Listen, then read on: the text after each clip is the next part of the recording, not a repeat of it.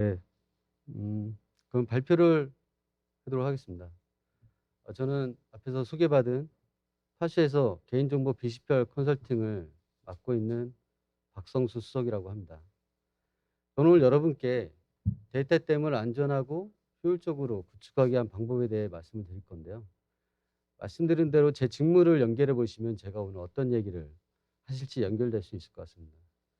네, 저는 데이터 댐을 비롯해서 데이터 산업 활성화를 위해서 만들어진 가명 정보를 가지고 오늘 이야기를 해 보려고 합니다. 식상하신 분들도 있겠지만 먼저 가명 정보에 대한 개념부터 짚어보겠습니다. 개인정보를 가명 처리함으로써 추가 정보의 사용 결합 없이는 특정 개인을 알아볼 수 없는 정보를 가명 정보라고 합니다. 화면에 보이는 예처럼 이름은 식별자로서 삭제하고 나이와 주소는 범주화, 핸드폰 번호는 마스킹 처리해서 특정 개인을 알아볼 수 없도록 처리하였는데요. 이때 삭제된 이름, 범주화 알고리즘, 마스킹 알고리즘이 추가 정보가 되겠습니다. 이러한 추가 정보를 이용할 경우 개인을 다시 특정할 수 있게 됩니다. 그렇다면 이러한 가명 정보와 어, 비교되는 익명 정보와는 어떤 차이가 있는지 좀 알아보도록 하겠습니다. 가명 정보와 익명 정보 두 정보의 차이는 식별성 판단 주체와 다른 정보 입수 가능성 통제 여부를 하느냐 안 하느냐에 있습니다. 어, 가명 정보는 식별성 제거 판단을 개인정보 처리자가 하지만 익명 정보는 객관적 증명 절차와 기술을 사용해서 식별성 제거를 증명해야 합니다. 두 번째 차이인 가명 정보는 다른 정보 입수 가능성을 통제해서 전혀 사용할 수 없도록 하는 거죠. 그렇게 해서 이용이 활용하지만 익명 정보는 불특정 다수에게 제공돼서 통제할 수 없는 정보를 익명 정보라고 말할 수 있을 것 같습니다.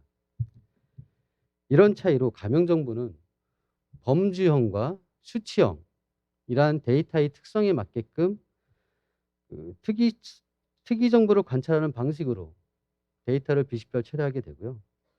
이러한 특이 정보를 대상으로 비식별 처리한 가명 정보는 KLT 보호 모델이라고 불리는 기밀성 모델로 처리한 익명 정보에 비해서 데이터 이용성이 상당히 높습니다. 여기서 잠깐 해외 사례를 좀 보도록 하겠습니다. 이 사례는 영국의 보건연구당국에서 GDPR은 이제 저희랑 비슷하게 컨트롤러하고 프로세스로 좀 개념을 나눠서 업무를 진행하시잖아요. 근데 이제 컨트롤러들이 개인정보를 처리할 수 있게끔 유즈 케이스별로 사례를 제시하는 것 중에 네 번째 내용인데요. 보시면 그 제목에 No longer processing personal data라고 하죠. 더 이상 개인정보를 처리하지 않겠다라는 내용이 나오는데요. 이 내용은 의료 데이터를 연구하기 위해 데이터를 구성할 때 환자 정보의 기밀성을 유지하기 위해 코드화를 하고 코드 내용을 확인하는 것을 엄격히 통제한다면 더 이상 개인정보로서 처리하지 않아도 된다는 내용입니다. 이 사례를 보여드리는 건 가명 정보의 활용성을 굉장히 많이 보장해줬다는 내용으로서 저희도 한번 고려해볼 내용이라고 보여드린 거고요. 다음 해외 사례를 좀 말씀드리면 유럽의 그 두 개 대학의 연구자들이 익명화된 데이터가 재식별이 되나 안 되나를 한번 연구조사한 내용입니다. 이 내용을 보면 익명화된 정보라 하더라도 15가지 인구 특성을 이용할 경우 99.98% 재식별 가능하다라는 연구 결과입니다. 물론 조건은 데이터 라벨링과 분류의 정확도를 나타내는 AUC, Accuracy 지표가 0.84에서 0.97일 때인데요. 어쨌든 익명 정보라 하더라도 안전 조치와 사후 관리 필요성을 제시한 사례라고 볼 수 있겠습니다. 네, 가명 정보, 익명 정보 차이에 대해서 좀 충분히 설명이 된 것 같은데요. 그럼 가명 정보 유용성에 대해서 한번 말씀드리도록 하겠습니다. 개인정보는 전통적으로 타깃 마케팅을 이용하기 위해 개인들의 정보를 다양한 카테고리로 분류하고 묶어서 상품 광고 노출에 이용했습니다. 하지만 이러한 단순 분류 방식은 매출을 증가시키는데 한계가 있습니다. 더 정확하게는 그 사람이 머무는 공간, 이용하는 시간 등 다양한 요소에 달라지는 감정에 접근할 수 있어야 한다는 것이죠. 아마존에서는 세그먼트의 단위는 0.1명이라는 문장으로 사람의 다양성을 이야기합니다. 사람이 한 10가지 성격을 갖고 있다는 거죠. 이러한 마케팅을 초개인화 마케팅이라고 부르고, 초개인화 마케팅을 위해서는 사람과 연결된 공간, 시간 등의 다양성을 학습시키는 데 사용되는 정보가 우리가 지금 오늘 얘기하고 있는 가명 정보가 되겠습니다. 최근 애플에 이어서 구글도 정보 주체가 모르게 개인정보가 수집될 수 있는 방법을 차단시키겠다는 강화된 개인정보 보호 정책을 발표했습니다. 이제 이거에 가장 큰 타격이 있는 건 페이스북 같은 플랫폼 회사겠지만, 사실 페이스북 말고도 국내에서도 개인정보를 수집해서 단순한 타겟 마케팅을 하는 기관은 굉장히 많은 타격을 입을 겁니다. 애플의 광고 식별자 아이디도 사전 동의 방식으로 수집해야 되고, 앱에서 정보되는 모든 수집은 공개해야 되는, 그러니까 내가 어떤 걸 수집하고 있다는 걸 알려야 되는 부분이기 때문에 이제 앞으로는 그냥 개인정보를 수집해서 이용하는 약간 좀 오래된 방식이라고 될 수 있겠죠. 이제 새로운 방식은 지능화되고 고도화된 학습시키는 플랫폼에서만 그러한 매출, 비즈니스의 영역이 확대될 것입니다. 지금 세계를 리드하는 아마존을 보시면 데이터 댐에서 가명 정보를 활용해야 하는 이유가 충분히 설명될 것 같습니다. 한 번 더 가명 정보 필요성을 좀 말씀드리려고 하는데요. 데이터 댐은 다양한 그 지류로부터 흘러오는 데이터들을 모아서 효율적으로 활용하겠다는 의미죠. 이 지류를 좀 비즈니스로 본다면 금융, 의료, 통신 등 다양한 이종 간 데이터들입니다. 화면과 같이 빅데이터 시스템과 마이데이터 서비스에서 다른 이종 간 데이터가 필요한 경우 기본적으로 가명 처리한 가명 정보를 생성해서 전문기관에 보내서 결합을 해야 활용을 할 수가 있습니다. 또한 정보 주체의 동의 체례와 같은 변수로 데이터 이용 및 활용에 일관성이 결여될 수 있기 때문에 가명 정보를 활용해서 목적을 달성할 수 있다면 기본적으로 가명 정보를 이용해야 합니다. 가명 정보가 데이터 산법의 핵심 개념이 바로 여기에 있는 거죠. 가명 정보의 유용성과 활용성, 필요성에 대해서 이야기 드렸고요. 좀 다른 얘기를 해보겠습니다. 최근 이루다 사태 때문에 비정형 데이터의 비식별 처리가 핫한 이슈가 되고 있는데요. 보시는 화면은 음성 데이터를 챗봇 같은 개발을 할 때 필요한 학습 데이터로 비식별 대상을 식별하는 사례인데요.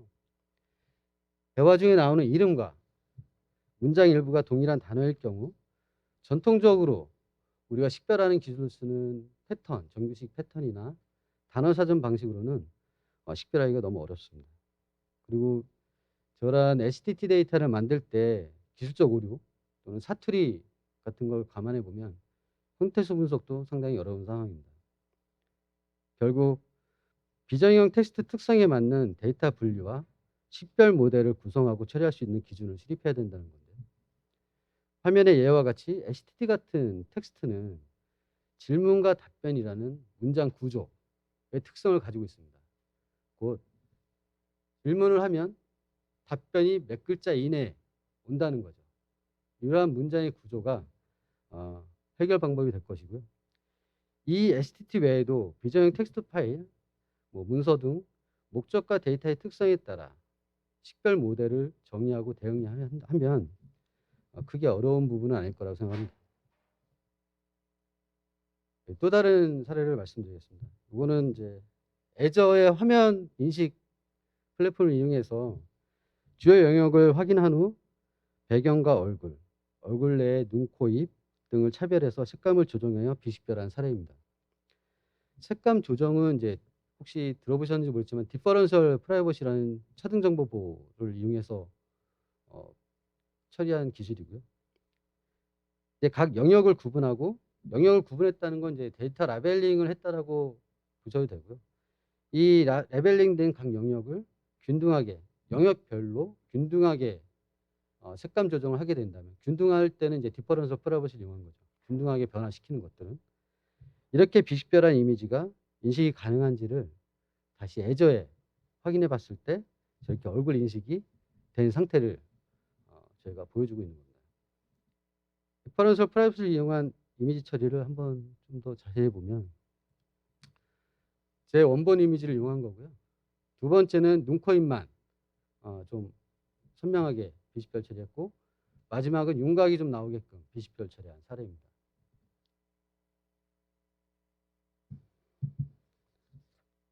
비저용 데이터라고 하더라도 개인정보 속성을 대상으로 하는 데이터 라벨링, 분류와 식별을 측정할 수 있는 모델 개발이 선행되고 가명정보로서 보호 조치가 적절하게 이루어진다면 데이터 댐에서도 충분히 이용 및 활용이 가능합니다. 그럼 이제 이러한 것들을 할 수 있게끔 선행해야 될 우리가 준비할 사항이 어떤 게 있는지 좀 말씀드려 보겠습니다. 무엇보다 가명정보 관리 체계, 데이터 거버넌스 등의 체계 수립이 선행되어야 되겠죠.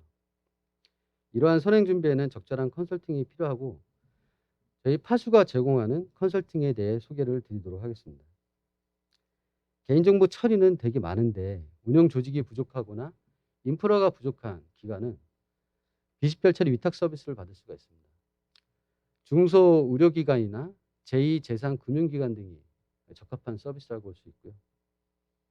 빅데이터 또는 마이데이터 서비스를 운영하는 기관은 전문 운영 조직도 많고 인프라도 풍부하기 때문에 컴플라이언스에 대비한 마스터 플랜 컨설팅과 주기적으로 데이터 진단 컨설팅을 받는 것이 좋습니다.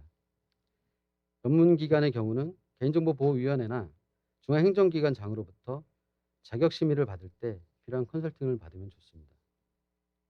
참고로 전문기관은 3년마다 재지정 심사를 받아야 되기 때문에 그때도 활용을 할 필요가 있습니다. 이 컨설팅 중에 비식별 절차성 진단 컨설팅 같은 경우는 컴플라이언스 준수 검증을 주기적으로 할 수 있고 최신 정보노출 통제 기술도 반영할 수 있어서 연 1회 등 주기적으로 받는 것을 좀 권장을 드리도록 하겠습니다.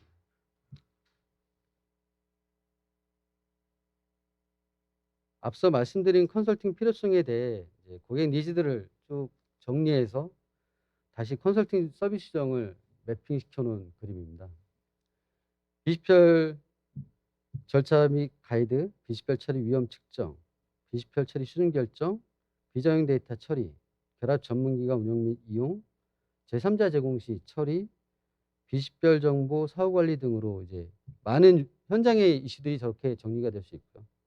저것들이 말씀드린 대로 비식별 관리체계 수립 컨설팅, 비식별 데이터 진단 컨설팅, 결합 및 반출 전문기관 컨설팅, 비식별 처리 위탁 컨설팅으로 구분해서 제공해 드리고 있고, 나중에 여러분들이 여러분 기관, 조직에 적절하게 필요한 서비스를 받았으면 좋겠습니다.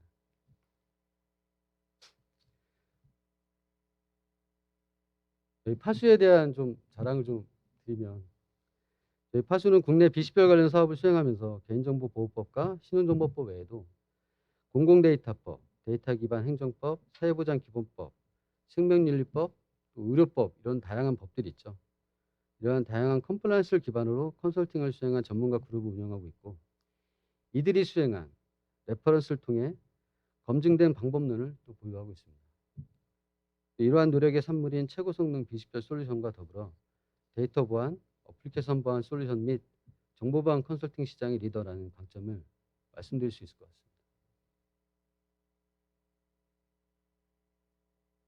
두 번째, 앞서 말씀드린 컨설팅이 필요하다는 내용과 이제 두 번째로 선행준비서로 필요한 내용으로 솔루션이 필요하다는 걸 말씀드리고 싶습니다. 이번에 그 데이터 3법이 개정되면서 저희가 이제 많은 데서 교육도 하고 하지만 담당자분들이 어려워하는 부분들이 겸직 금지, 그러니까 다른 정보의 입수 가능성 때문에 겸직이 금지되는 업무 R&R이 많습니다. 그러니까 조직의 부서를 크게 그러니까 이용부서, 통제부서, 그리고 시스템 운영부서라고 나눈다면 시스템 운영부서 중에 개인정보 원천 데이터를 운영하는 분들은 또 가명 처리를 하시면 다른 정보 배경 지식을 갖고 있다는 것 또는 접근 권한을 가지고 있다는 이유로 배제될 수 있습니다. 또한 그 적정성 평가라는 업무를 하시는 분이 가명 처리를 하거나 결합을 할 수가 또 없게 되는 거죠. 이렇게 업무 R&R에 따라서 겸직이 금지되거나 배척돼야 되는 그 직무들이 있기 때문에 상당히 어려워하는 부분이 많습니다. 현행 모델을 보시면 사실 이런 것들은 다 무시됐었죠. 기존의 개인정보 처리 시스템을 가지고 비즈니스 요건에 맞춰서 EAI나 ETL 같은 연계 시스템을 통해서 사실 비즈니스 목적을 맞춰서 데이터가 제공되고 이용되다 보니 오남용 이슈가 존재했습니다. 이러한 현행 모델을 투비 모델로 바꾸면서 하단의 가명 정보 처리 시스템이나 추가 정보 시스템이 모든 그 개인정보 처리 시스템과 연계된 연계 시스템 ETL, EAI 또는 DW 정보기 같은 시스템, 그 제3자 제공 같은 비즈니스까지도 다 연계가 돼야 됩니다. 그래서 앞서 말씀드린 대로 직무 R&R이 나눠져 있는지 그리고 다른 정보 입수 가능성을 통제해서 사용하고 있는지 이런 것들이 이 전문화된 솔루션으로서 뒷받침되지 않으면 나중에 이제 지금도 금융보안원은 상시 정보보호 평가를 위해서 매년 정보보호 실태조사를 하고 있는데 그중에 이제 가명 처리가 들어가 있죠. 가명 처리를 한 건만 하더라도 그걸 어떻게 했는지를 다 남겨서 상시 평가할 때 그 자료를 제출해야 됩니다. 사실 이건 금융위뿐만이 아니라 개인정보보호위원회에서도 각 주무부처를 통해서 진행을 할 거라 예상되고 있고요. 이럴 때 가장 필요한 건 이런 업무를 뒷받침해주고 증적과 뭐 이제 업무를 복잡하게 진행하지만 또 성능이 떨어지면 안 되잖아요. 이런 성능을 뒷받침해 줄 수 있는 전문적인 솔루션이 반드시 필요하다고 좀 말씀드릴 수 있을 것 같습니다. 저희 파수 어널리틱 DID는 가명명 처리 자동화 플랫폼으로 다양한 업무 처리에 맞게 주요 기능별 모듈화된 구성과 유연한 API 구조를 가지고 있고요. 무엇보다 컴플라이언스를 준용하고 최대 레퍼런스를 보유하고 있다는 강점을 말씀드릴 수 있을 것 같습니다. 비식별 처리에 있어서 제가 늘 주장하는 3가지 내용을 좀 말씀드리고 싶습니다. 앞서 말씀드린 데이터 산법 개정돼서 어떤 게 변화가 가장 크냐라고 말씀드릴 때 직무 R&R의 변화가 가장 크고요. 또 R&R이 바뀌었으면 업무 가이드가 만들어져야 되잖아요.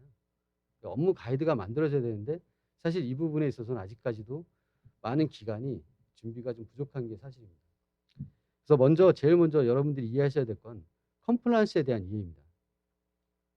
근데 이제 컴플라이언스는 이해했는데 아까 제가 가명정보는 많은 분들이 가명정보와 익명정보를 아직도 혼란스러워 하십니다. 그리고 가명정보 유용성도 많이 혼란스러워 하는데 사실 익명정보를 해봤으면 가명정보는 진짜 데이터 유용성이 뛰어나다는 걸 아실 수 있습니다.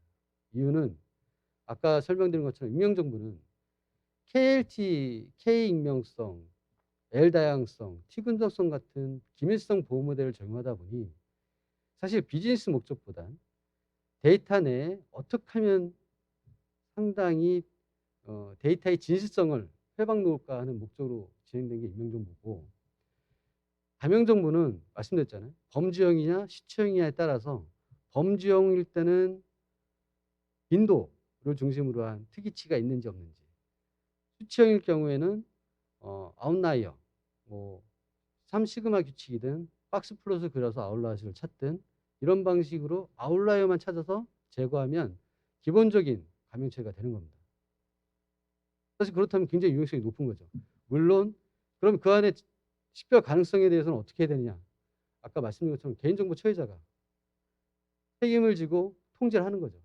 이거는 그 목적에만 잘 쓸 수 있도록 통제해서 활용하도록 하는 게 가명정보입니다. 뭐 크게 어려운 건 아니에요. 근데 물론 투자가 많이 일어야 되겠죠. 그래서 그렇다면 이렇게 특이치를 잘 처리할 수 있으려면 무엇이 필요하냐. 데이터 거버넌스에 대한 이해입니다. 개인정보 속성에 대한 분류, 그에 맞는 범죄형 시청에 같은 데이터의 분류, 그리고 이것들을 항상 일관적으로 유지할 수 있는 메타 관리 등에 대한 이해, 이런 것들이 데이터 거버넌스가 되겠고요.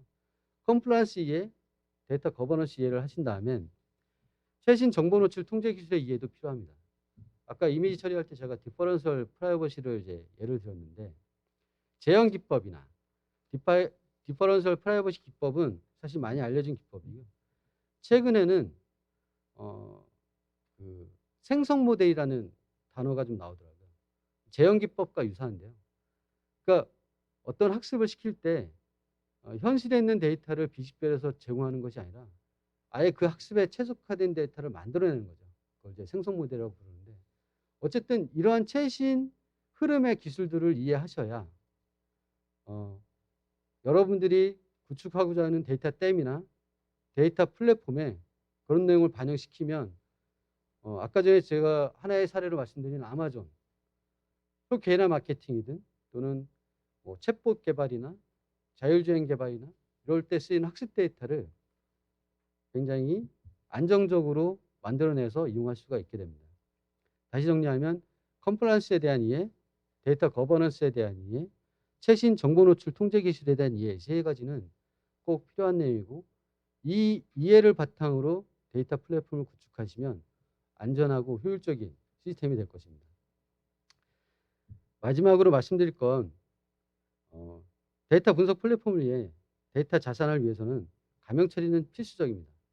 아까 제가 여러 번 말씀드렸잖아요. 이중간 데이터를 만들려고 해도 가명 처리한 가명 정보를 전문기관을 통해서 생성을 해야 되는 것이고요. 이러한 가명 처리는 저희 파수와 상의해 주시면 저희가 안정적이고 효율적인 데이터 플랫폼을 구축할 수 있도록 도와드리겠습니다. 오늘 경청해 주셔서 감사드리고 저희 발표는 마치도록 하겠습니다. 감사합니다.